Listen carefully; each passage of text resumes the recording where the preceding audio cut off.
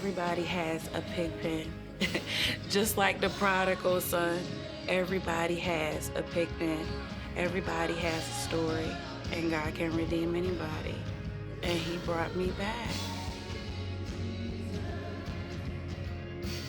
My name is Jeneatra Savage, and I've been coming to Emmanuel for it's been a little over 5 years. I could feel God calling me away from the church that I was serving at that particular time.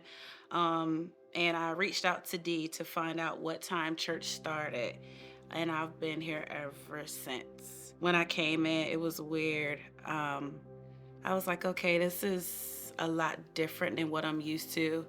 But when I got to my seat, I felt like this warm embrace, and I knew that this is where God wanted me to be. I like that I feel safe here. Um, I've always had trouble with getting close to people or opening up to people. But here and in small group and shoulder to shoulder, the ladies sharing their stories, they make me want to open up, and I feel like it's a safe space for me to share my story. No matter where you come from, no matter your social status, everybody is somebody at Emmanuel. I like that I can look out and everybody doesn't look like me. But no matter where you're from, you can come here and feel at home. Another thing I love about Emmanuel is the way it serves the community. Where I grew up, mission work, it was something different. Like, you just kind of serve the older population in the church and make sure that they had what they need. But a need goes beyond your age, with the doctor block and, finding out about people who have food insecurities and needs and stuff in the community. Just the way Emmanuel has a heart for that. That is something that I love and I've learned a lot about since I've been here.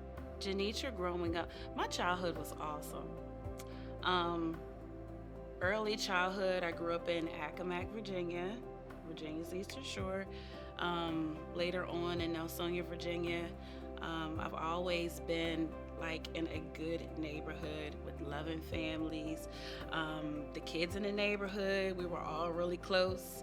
We rode our bicycles up and down the street. We stayed out until the street lights came on. We made mud pies, all those fun things, and we looked out for each other. So I had an awesome childhood. I grew up in Macedonia Baptist Church in Nelsonia, Virginia. And my pastor there was Reverend Linda Stevens. And I can remember the Sunday she did the invitation to discipleship. And I tapped my mom. I'm like, I want to go up there because I want to sing on the choir. And she told me, you don't have to go up there to sing on the choir. You can sing on the choir without, joining the church. But in my mind, I needed to make that walk to be able to sing on the choir. So I got baptized at 6 years old, and I joined the choir. And then that kind of grew into me like leading songs. And as I got older, I was directing the choir. Then I was directing 2 choirs. Then I was leading devotionals before service. Back in the day when you had devotionals, you would ask people if they had a testimony they wanted to share or a song they wanted to share. And over time that evolved into like worship leading. So I was probably in my early 20s when I felt God calling me away from that church. I joined another ministry, Jerusalem Baptist Church. I've been Baptist. Jerusalem Baptist Church, my pastor there was Michael Scott. And I hit the ground running. I was directing 2 choirs. I directed the youth choir some. I did the mass choir, and I continued leading worship. During my time there is when I really grew as a worship leader and learned about, building an altar wherever you are. I help other people grow into worship leading. And I don't know, I just did a lot of work in that church, planning services for youth and young adult, for women's ministry. We used to have a service. This is where I met Dee and Madison. We used to have a service called Friday Night Lights. And Fridays after school, the kids, they could come. They had glow sticks. They wear their glow sticks. We would have a young, inspiring gospel artist to come and share music. That's where I met Madison. He came and shared some songs. I met Dee that night too. And we would do this like one Friday out of a month, and it really grew to be a big thing on the shore. I started a young adult community choir called Kingdom Sound. Anybody who wanted to participate, you didn't even have to be that great of a singer.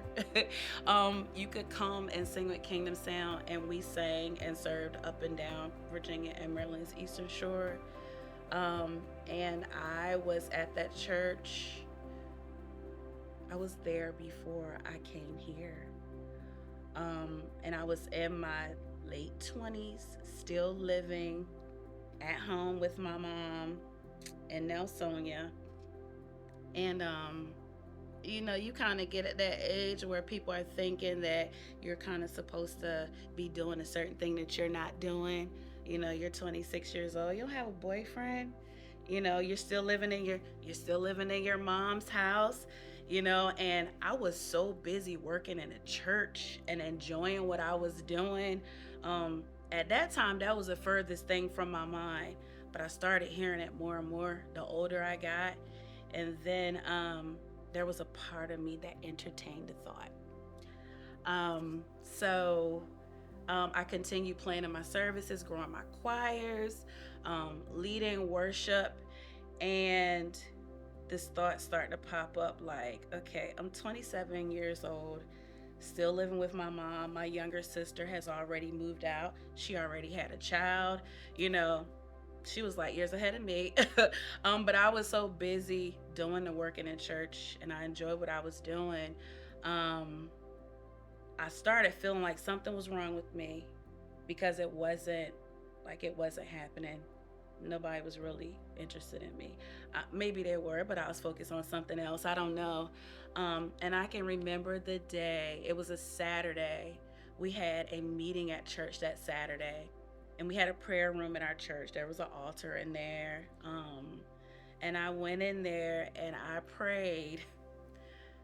I said, God, if it is not your will for me to be married and have a family, I accept your will for my life.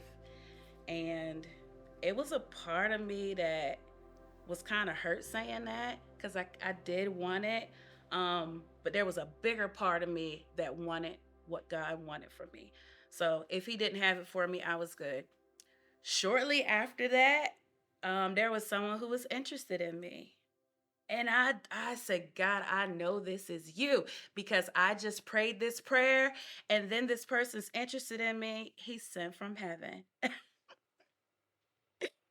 um, so we started dating and getting to know one another. Um, Different things happened that caused me to kind of give him the side eye.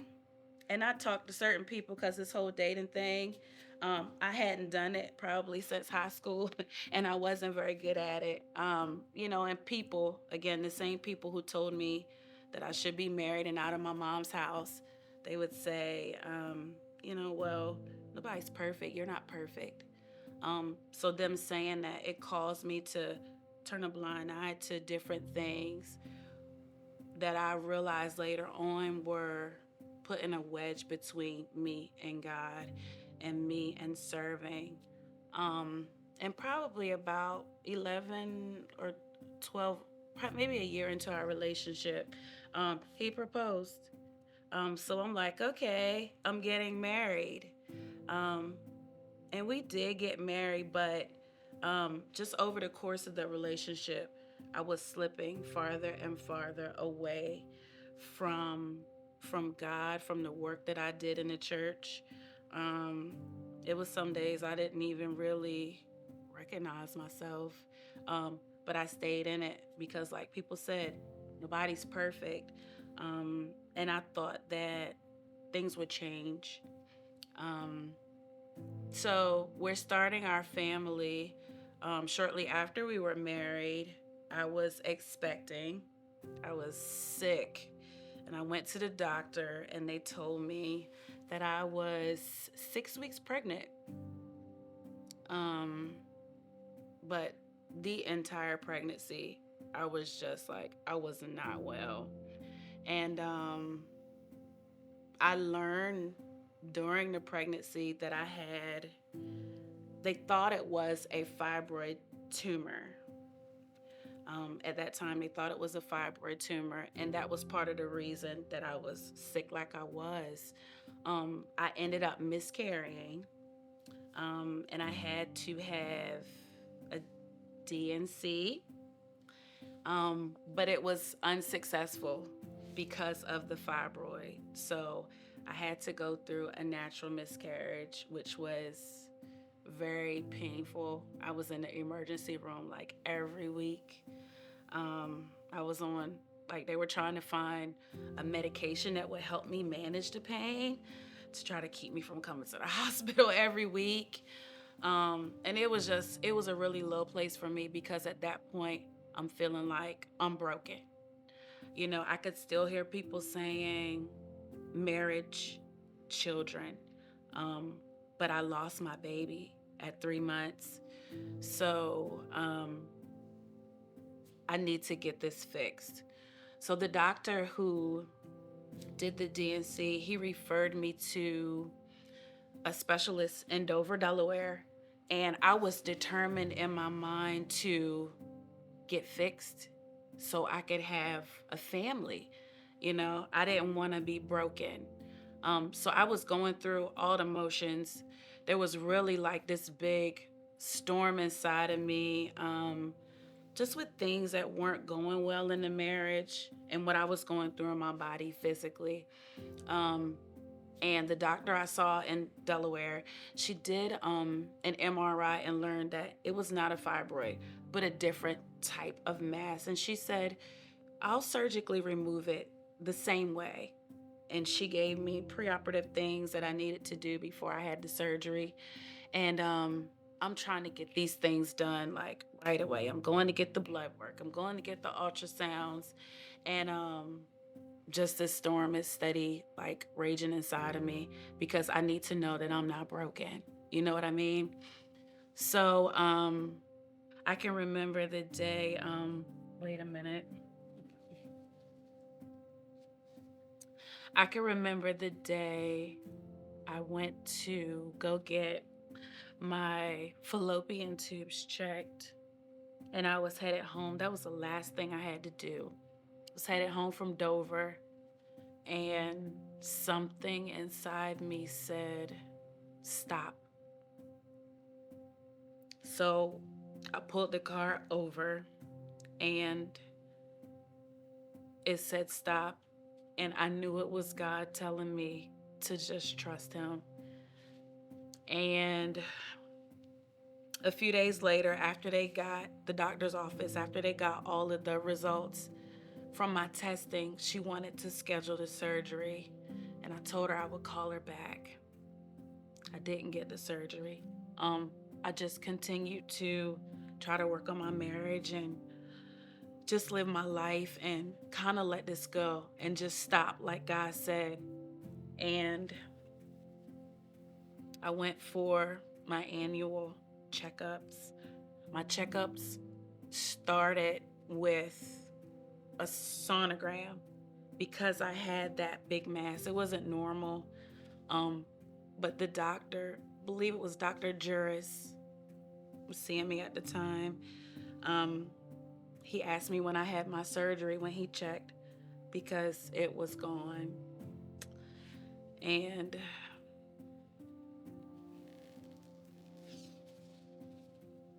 I knew then that God had performed a miracle for me. I'm sorry.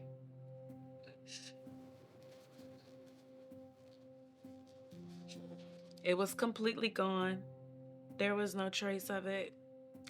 All I had to do was just stop, like God said, and trust Him. And shortly after that, I'm still trying to work on my marriage. But shortly after that, I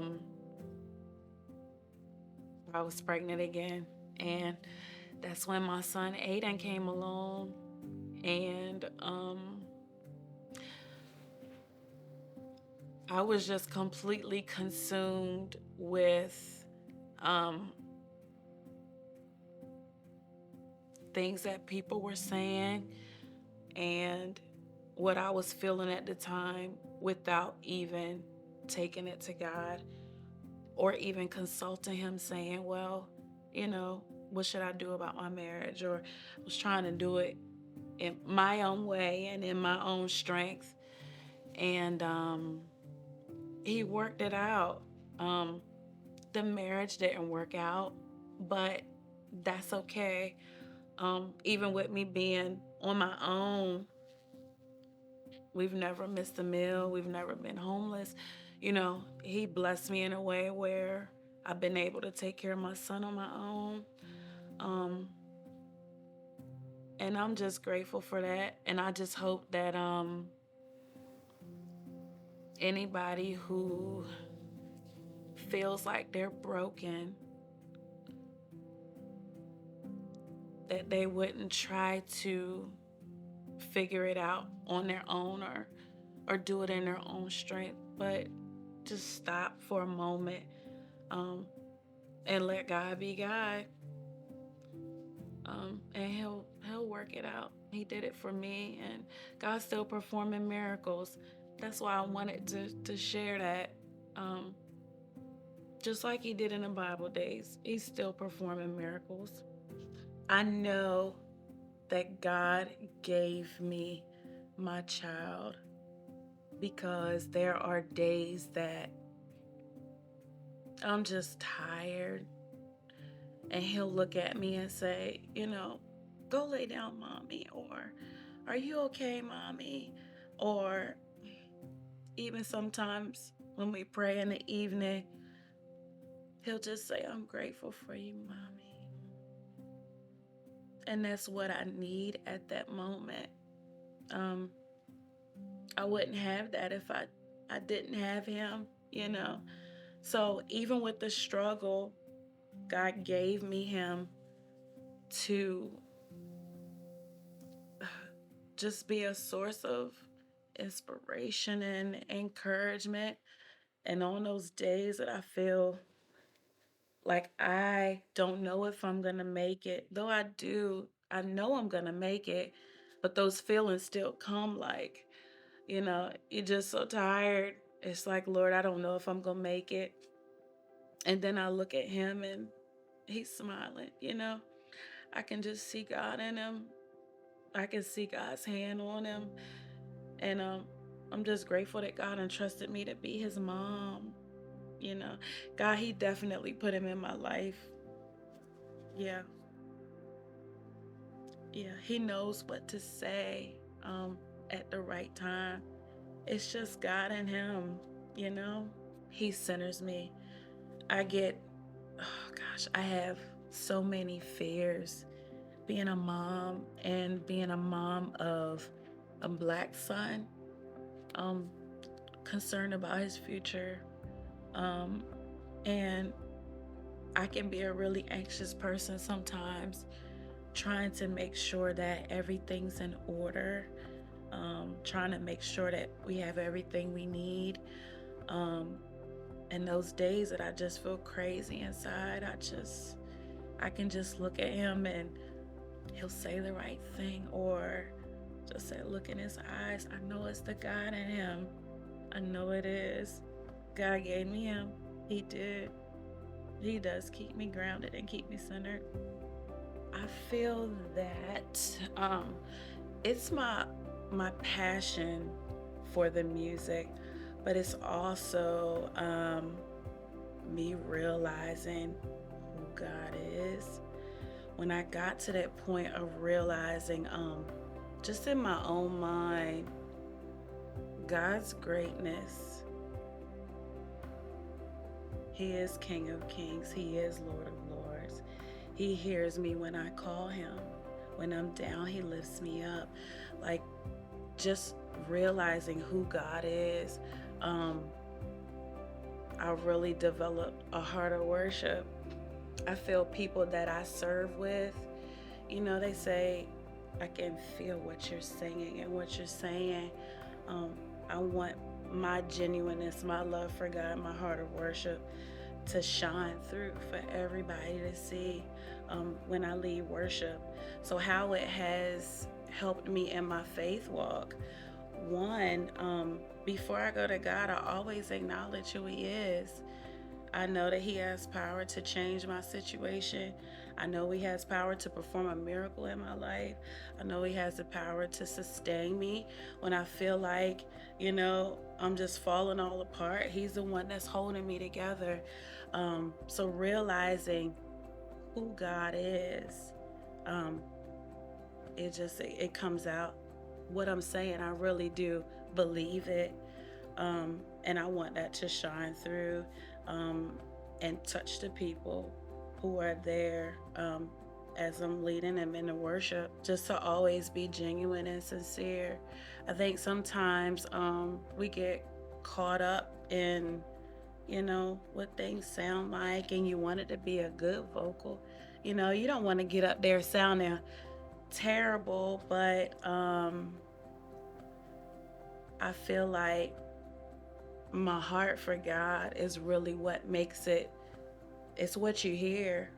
I don't think I'm a good singer. I just feel like what I'm saying, I believe it. And I think that that's the conviction that people feel when we're in worship together. There have been so many times we've prayed after rehearsal and it's turned into like a worship service. We've been there for like another half an hour, just praying and worshiping and giving thanks to God for all that He is and all that He does. So that's like that's my foundation when it comes to leading worship. Not the vocal, not the music, not how good it is, but it's God and who He is. It's God and who He is. Sometimes it's easy to get distracted. God and I were really good. I was an intercessor. Okay. I had to be a part of an intercessory prayer ministry while serving on the worship team. That was a requirement for my pastor at that time. Had to be a part of intercessory prayer. We were at church at 6:30 before 8 o'clock service started, praying for the people on their way to the service. God and I were really good, but I got distracted. And through my trials, He led me back to Him. Everybody has a pig pen. Just like the prodigal son, everybody has a pig pen. Everybody has a story, and God can redeem anybody. And He brought me back. Things are still, I feel they're not where they used to be before I got married and before I was a mom. But I'm on the right path and headed in the right direction. Seek first the kingdom of God. All these other things will be added. Don't seek your own selfish ambition. Don't seek what society feels you should be doing, like being married and having a kid. Don't listen to people. Seek God's kingdom first. And everything that you're supposed to have, it'll come to you. What God has for you is for you. Matthew 6:33. Seek ye first the kingdom of God. Honestly, I was on the fence about sharing my story. Before I came here, my sister called me. I knew it was God. My sister called me and she asked me what I was doing this evening. I said, I have to go to church because I'm going to be sharing some things about myself, some things that I've never said out loud. And she said, why don't people share? I said, I think sometimes we try to paint a pretty picture, but it's It's a facade, it's a mask. It's not the real deal. But if you look behind the picture for everyone, there's something there. And when you talk to people, you'll find out that you're not alone in what you've been through or what you're currently going through. Um, but you overcome that by sharing. You help people by sharing. And I've always been a private person, a bashful person. um, it wasn't until I got here and got connected to small group and shoulder to shoulder, hearing other people open up, it made me want to open up. Um, but don't be afraid to speak your truth because you never know who it's going to help. Hmm. My name is Jeneatra, and this is my story.